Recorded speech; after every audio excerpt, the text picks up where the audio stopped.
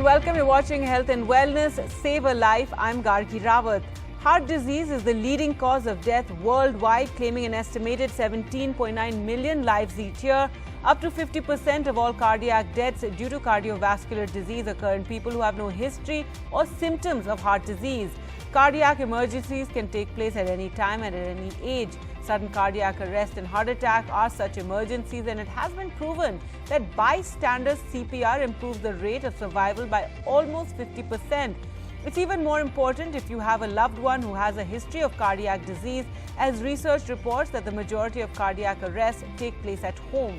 Save a Life is an initiative through which people will be made aware of the early signs and symptoms of cardiac arrest so that patients can get to the hospital in time and also be trained on giving CPR if the need arises. Today we have with us eminent cardiologists to help you understand sudden cardiac death and the role of CPR. We're joined by Dr. Harendra Dev Singh, Consultant Cardiologist, Associate Professor, Krishna Heart Care and Maternity Home, Jaunpur; Dr. Hiralal Pawar, Consultant Cardiologist and Diabetologist, Hridayakesha Heart and Eye Clinic in Nashik; and Dr. Bikramaditya Padhi, Interventional Cardiologist, Vikash Multi-Speciality Hospital and Gargi Polyclinic, Sambalpur, Odisha. Thank you so much, doctors, for joining us on the program. Dr. Padhi, first to you. Abnormalities of cardiac rhythm are prevalent. What is arrhythmia and how does arrhythmia affect daily life? Arrhythmia, as the name suggests, it is an abnormal rhythm. The normal rhythm of the heart is it is regular and it beats at a rate of 60 to 100. Any abnormalities beyond this is called arrhythmia, and the faster heart rates are called tachycardias, and the slower heart rates are called bradyarrhythmias. And these can affect your activities of daily living if they are at an abnormal rate, and they can cause even sudden events also, like sudden cardiac arrest. All right, Dr. Singh, now as we learned, heart rhythm disorders come from an issue with the cardiac electrical impulses that control the heartbeat. What are the symptoms of an arrhythmia? We all know that all the arrhythmias don't have symptoms, but those have symptoms I classify into two groups. One is in urgent group, one is in emergent group. If someone is complaining that his heart is running too fast, and someone is complaining that his heart is running too low, and someone is complaining that heartbeats are skipping, it means it is urgency, that you take an appointment from the doctor and go and get thorough checkup of yourself and get treated. And if patient of arrhythmia have chest pain, tiredness, dyspnea, faintness, and history of syncope along with sweating and multiple complaints, then this is the emergency for the arrhythmia, and you urgently try to meet doctor and get evaluated and treated. Otherwise, it will be dreaded for you. Right. Dr. Pawar, how many kinds of heart rhythm disorders are there, and which arrhythmias, which is the most serious? As already told, that arrhythmias is irregular heartbeat. There are tachyarrhythmias and there are bradyarrhythmias. In tachyarrhythmias, there are atrial fibrillation, there are atrial flutter, there are supraventricular tachycardia and ventricular fibrillation. So ventricular fibrillation is the most dangerous arrhythmia because it has a rapid abnormal rhythm and can lead to sudden cardiac death. So this is most serious arrhythmia. Then there are other bradyarrhythmias like sick sinus syndrome, conduction blocks. So there are multiple types of arrhythmias. Thank you. Right. Dr. Bikramaditya, how are heart rhythm issues then diagnosed, and can a pulse detect arrhythmia? The best way to diagnose heart rhythm disorder is to do an ECG, but it is often not possible for everyone to have an access to ECG. So what can help is that, even patient's education can help. One can simply, even the patient or anybody who is, standing by them, they can just have a look at the pulse. If whether we can know that if it is abnormally high or low, if they are missing beats, whether it is regular or irregular, And many a times when if somebody has an established disease, we tell them also, how to diagnose whether it is regular or irregular by, simply just suppose I, strike the table or something like that. Just like this, if regular or irregular, we can educate them. And post COVID, many people have pulse oximeter at home also, and they can just put a pulse oximeter and know whether it is very fast, slow, or even regular, irregular. Everything can be known. Right. Dr. Singh, can heart rhythm issues then be cured? If you could tell our viewers, what are the treatment options they have for this heart rhythm irregularity?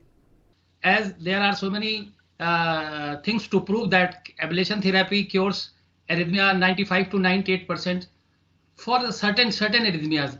But other arrhythmias can be managed by pharmacologically, by decreasing the automaticity of the myocardium and decreasing the heart rate, as well as there are certain devices available with us, that pacemaker, defibrillator combo of it, like ICDs and CRT. So with the help, and there are certain surgeries like mesh surgery we can do for the arrhythmias. By doing all these things like high frequency radio ablation, pharmacological therapy, and these devices and surgery will improve the quality of life of arrhythmia patients, as well as they will give a good quality of life and maintain the heart rate and the automaticity of the heart. Right. Dr. Pawar, as we discussed, pacemakers treat people who have arrhythmias or problems with heart rate or rhythm. How does the pacemaker work, and what activities can one participate in after he or she gets a pacemaker implanted? Basically, pacemaker is an artificial electrical signal that is produced in the heart by a battery, and there is one lead that is attached. So that pacemaker is doing its work by just giving electrical activity to the heart. So normally it is put for patients with complete heart block. Those patients have a lesser heart rate and they had a syncope, that is 2:1 heart blocks. So this patient will require pacemakers. So it's a basic small surgery which is done by cardiologist. And when that pacemaker is implanted to the patient, so that time we advise some instruction to the patients, particularly initially 1 month, that is very crucial. They have to be very precautious about their activities, because it's a surgery which can excessive movements can dislodge the battery and wire. So after 1 or 2 months, then patient can do routine activities like exercise as per doctor's advice. Then they can drive their car, they can travel, then they can return to their normal work if they are working in some companies or factories. Even they can work in their house. So they can participate in some sports and other recreational activities. They can shower, they can take baths. So they can have their normal activities most of the time. But there are some certain conditions we have to avoid. Particularly, we have to avoid going through the metal detectors, because metal detectors can produce some artifacts, and that can malfunction the pacemaker. So we have to avoid that. Then we have to avoid MRI. And nowadays there are MRI compatible pacemakers has been implanted most of the time. So you can safely go with MRI also. But yes, you have to inform that you have been implanted with pacemaker. So I think with pacemakers, you can do most of the activities, and it's like a normal life. You have to just conscious about your regular checkups and battery checkup. Thank you. All right. Well, speaking of the batteries, Dr. Bikramaditya, how long does a pacemaker then last? It's an operation to implant it, and what happens when you do need that new battery? Yeah. Normally, it depends actually, because in all patients who have been implanted a pacemaker, they don't require pacemaker all the time. It depends what is the frequency of or what is the percentage of pacing being done by the pacemaker, but on an average about 8 to 10 years. But if they are requiring say consistent pacing, then it may last for 5 to 7 years. But if it is intermittently required, then it may last for up to maybe 12 to 15 years also. And regarding the second question, Once the battery life expires, you can very well know and accurately know, when the pacemaker is to be replaced by regular or periodic interrogations. And the process of say replacement of the battery or the pulse generator that we call, thankfully is a relatively easier procedure compared to the index procedure when we implant it. And because the most important part is placement of the lead is already there. It is already in place. We just have to change the pulse generator. And many places we can do it in on an OPD basis also. And then we can discharge the patient. Or at best, it may take 24 to 48 hours. All right, so that's important to know. We'll slip into a short break. We have many more questions to ask all the doctors, so do stay with us.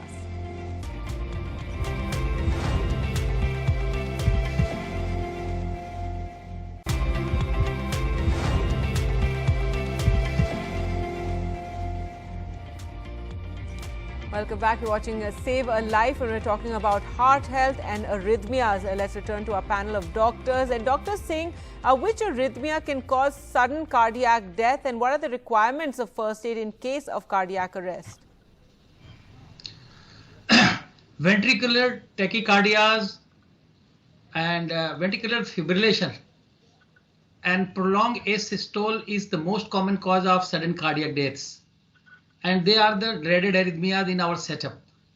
So whenever we come across to such kind of cases, we should see the responsiveness of the patient and make patient lying down on the board or any place and keep the legs up and give a good thump on his left side towards the lower side of the sternum and start CPR. And meanwhile, you have to seek help from emergency people, and if available, if defibrillator is available with you, you can deliver a shock even then, definitely at the same time. And you have to continue CPR. You know that CPR will help you to make patient to reach the hospital and get emergency help. So CPR is the important thing. You know that one thump and CPR and one delivery of shock will save the life of person. तो आप कहते हैं कि आप ये कह सकते हैं कि आप एक मारा गया मुक्का लेफ्ट साइड में और किसी को दिया गया CPR और एक जो है डिफिब्रिलेटर दिया गया, एक झटका आपकी जिंदगी बचा सकता है. Arrhythmias are very dreaded and CPR is very important, and CPR will save the lives. That's why CPR is so important in the cases of arrhythmias where there is chances of sudden cardiac deaths. All right, that's important to know, these sort of reactions and bystander reactions that can be taken. Dr. Pawar, what are the current guidelines for CPR in India? If you could explain that further. CPR, as already told by Dr. Singh, it's an very important event in terms of cardiac arrest. When patient is basically cardiac arrest, we have to start immediately CPR, because the sooner you start CPR, the better the outcome. So you have to check the pulse, you have to check the respiration, and you have to start CPR. So initially push hard and fast. That is the rule. Pushing someone's heart at least 2 inches with each compression and allowing their chest to rise back up between. So that is basic concept of CPR, and your aim should be at least 100 or 120 compressions per minute. So that should be continued till your help is arrived and till your emergency team reach the point. So, and CPR should be continue. You can continue till 15, 20, 30 minutes. Even there are some studies, the longer CPR you continue, the brain outcome is good in these survivor patients. So start early and continue longer. So that should be the rule in CPR. All right. Dr. Bikramaditya, we read a lot about antioxidants. How do these promote good heart health, and what are some of the foods that are highest in antioxidants? Antioxidants, obviously we read a lot about it, and there are many products in the market also.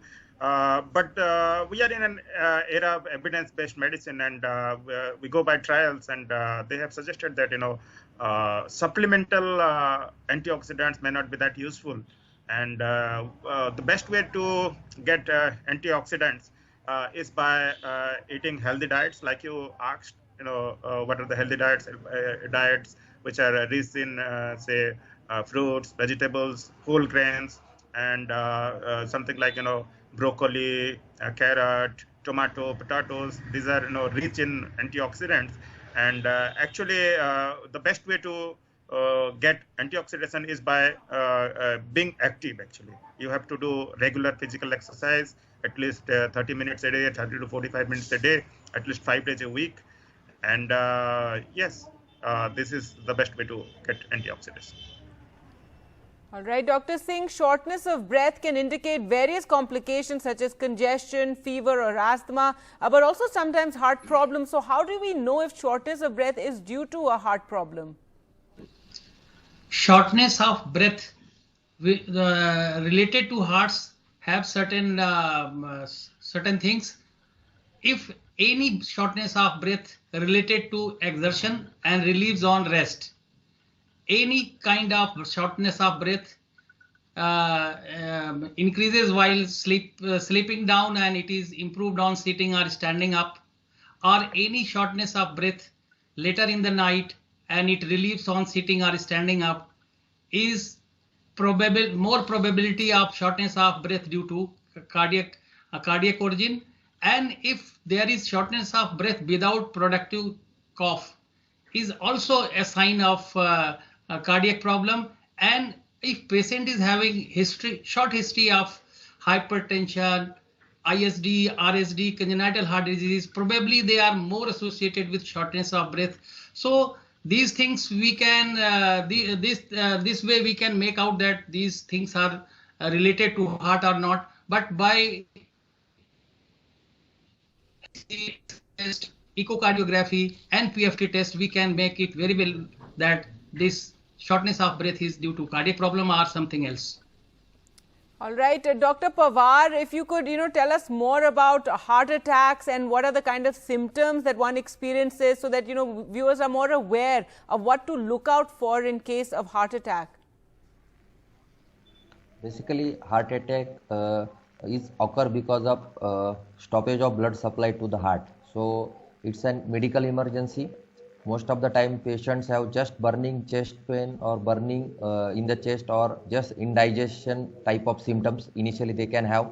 But most of the patients, they have classical anginal symptom, bilateral shoulder pain, chest pain, back pain, heaviness in the jaw. These are the typical symptoms. Some patients have nausea, vomiting, they can have extreme fatigue, and they can have shortness of breath, as already told. So most of the time heart attack symptoms can be varied. Some symptoms in male and female, they can be varied. So basically you have to initially judge if something abnormal is happening or something. First time you experience such type of acidity, you should consult a doctor, because that is more important. And you should get help. You should do ECG as soon as possible, and you should get admit in the ICUs. In India, most of the time after heart attack, the primary angioplasty is the best treatment. But because of scarcity of cath labs and cardiologists, most of the time thrombolytic injections can be given after heart attack, and life can be saved, and then you can have a angiography and angioplasty. All right, Dr. Bikramaditya, if you could tell us also about, the fact that families who have a loved one who is suffering from heart disease, how important it is for them to learn CPR. It is very important because, like we have discussed already, the panelists have spoken about it. The earlier the CPR is instituted, the better the outcomes are. And till the time help available, we have seen many patients, who receive a CPR and they turn out at the hospital.